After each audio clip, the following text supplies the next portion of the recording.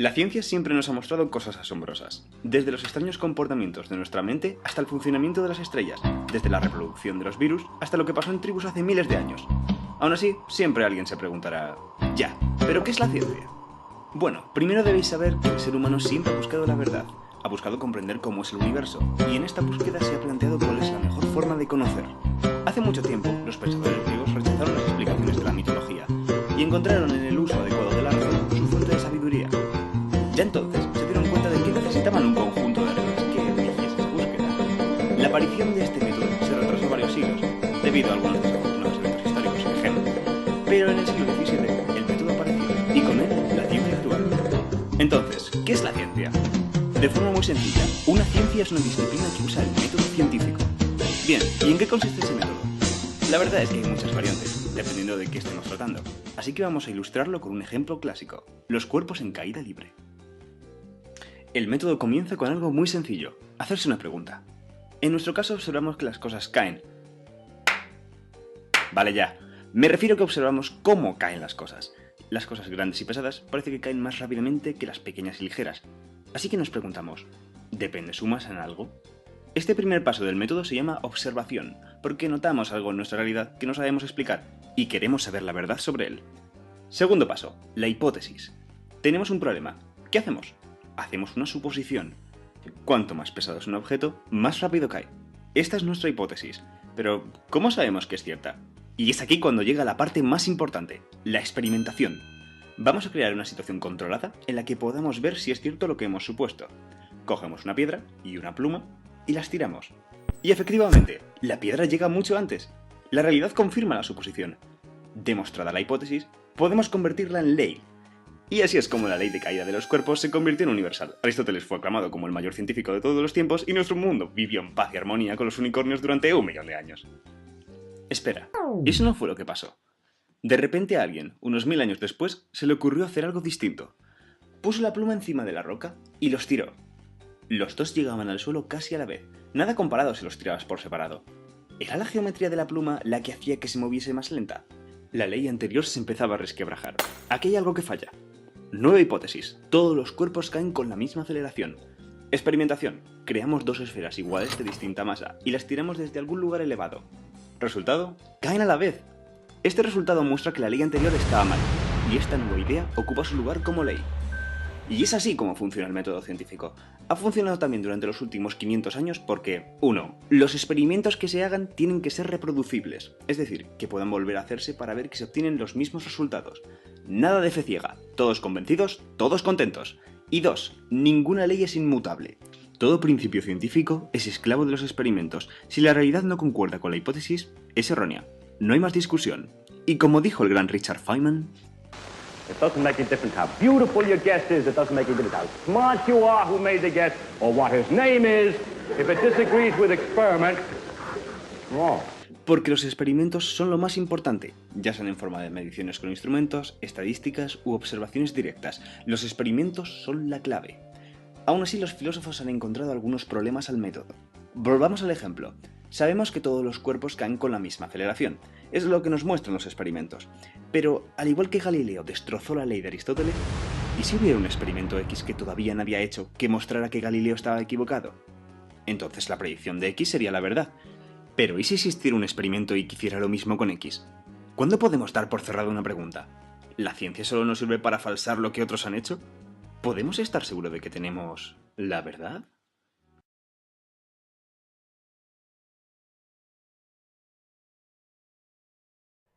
Todo comenzó con la necesidad de comunicarnos. Sin este gran invento, hoy en día no podríamos entendernos y es por eso que es gracias al lenguaje que podemos expresarnos y enseñar y ser enseñados.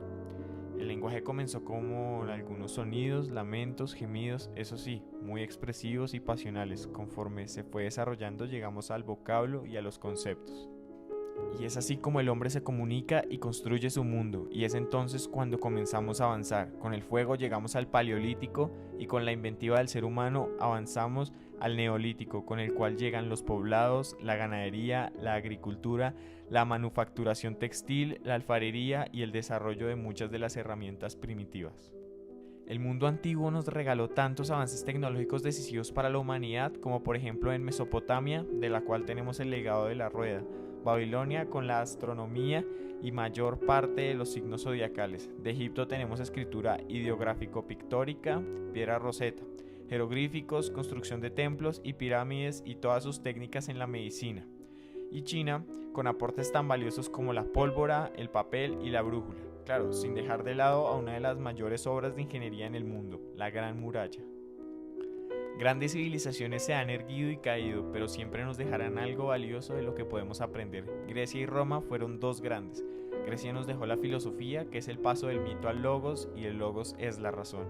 Y Sócrates, un ateniense, hizo de la pregunta la mejor forma de hacer filosofía. Luego llega la Academia Platónica, donde se enseñaba medicina, retórica, astronomía, pero tenían una mayor inclinación por los estudios matemáticos. También nos dejó el alfabeto y los teoremas, Pitágoras con los triángulos rectángulos y la relación de los intervalos que halló en la música. Hipócrates, considerado el padre de la medicina, son unos cuantos de sus pensadores.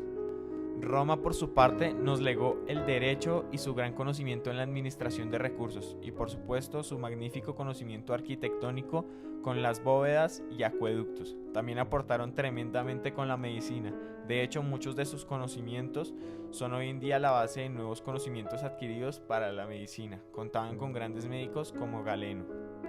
La ciencia y la tecnología nunca se han detenido y jamás lo harán. Por eso evoluciona constantemente e incluso lo hace en momentos de la historia en los cuales se piensa oscuridad para el conocimiento, como en la era medieval, donde se fortalecen, por ejemplo, la navegación en vela, la aparición de la ballesta, el taladro, la carretilla, el jabón, los botones, los toneles y el cristal colorido. Aparecen las etimologías con San Isidro de Sevilla, Beda el Venerable, quien fue el segundo en afirmar que la Tierra es redonda, Alcuino de York, quien crea el currículum compuesto por trivium y quadrivium. Además, la Iglesia cristiana aporta la teoría de la creación de parte de Dios, el pensamiento aristotélico ilumina la Edad Media y se cristianiza con Santo Tomás de Aquino y la escolástica. Además de los monasterios, aparecen los hospitales para cuidar a los enfermos de forma profesional. Simultáneamente en todas partes del mundo sucedían acontecimientos importantes, como la aparición de las universidades y el perfeccionamiento de la brújula gracias a los árabes, y en América los mayas aportan el calendario y su conocimiento en matemáticas, los incas y los aztecas su organización y fortaleza política.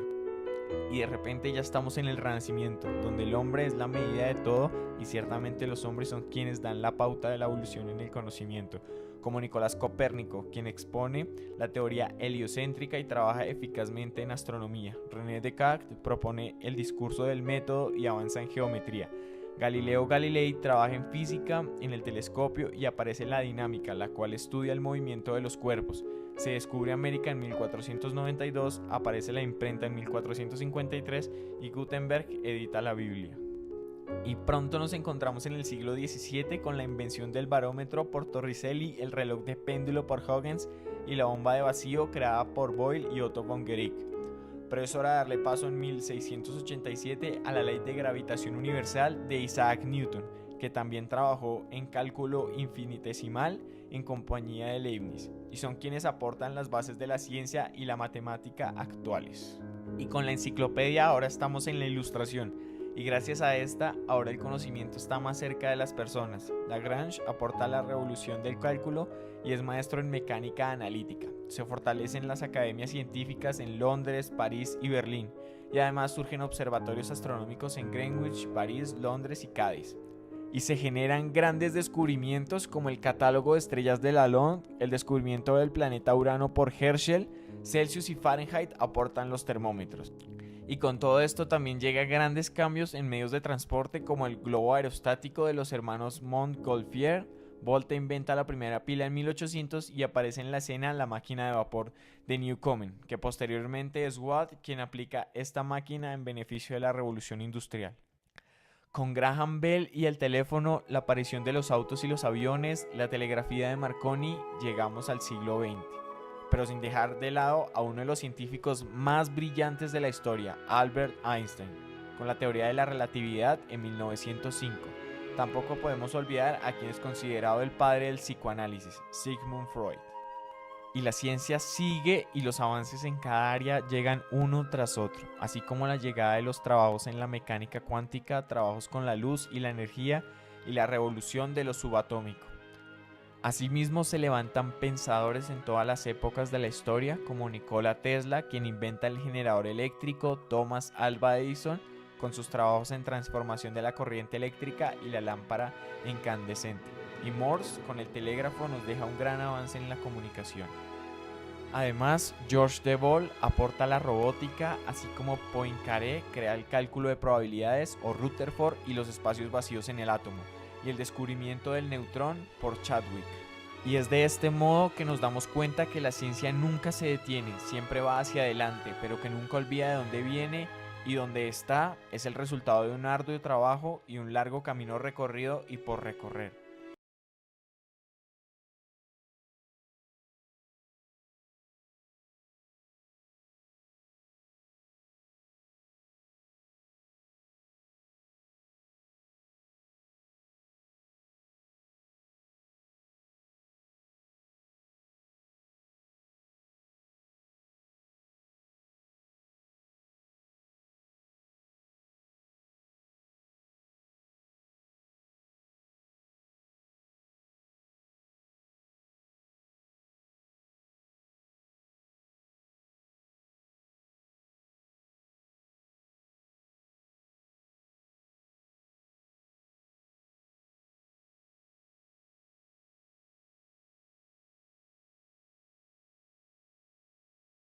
En los últimos años hemos visto grandes avances en todos los campos de la medicina, como genética, cirugías importantes, erradicación de las enfermedades como la viruela.